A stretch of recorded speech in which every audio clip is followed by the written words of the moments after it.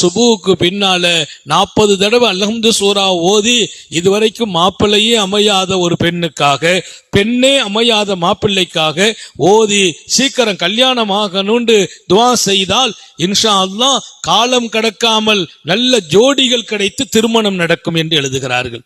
சுபு தொழுகைக்கு பின்னால 40 தடவை அல்ஹம்து சூராவை ஓதுவீர்களேயானால், பிஸ்மியோடு ஓதினால் சீக்கிரமாக திருமணம் நசீபாகும்.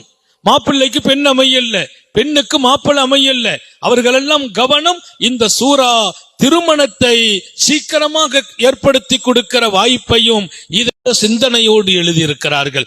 ஆக அருள்மறையில் பொக்கிஷமான ஒரு சூரா, உடலுக்கு நிம்மதியை தருகிற சூரா, வியாதிகளை சுகமாக்குகிற சூரா, தேவைகளை பூர்த்தி செய்கிற சூரா. கவலை உள்ளவர், கஷ்டம் உள்ளவர், மன நெருக்கடி உள்ளவர், பண நெருக்கடி உள்ளவர் இந்த சூறாவை அதிகமாக ஓதுவார்கள் என்றால் அவர்களின் நெருக்கடி தீரும், கவலை தீரும், கஷ்டம் தீரும்.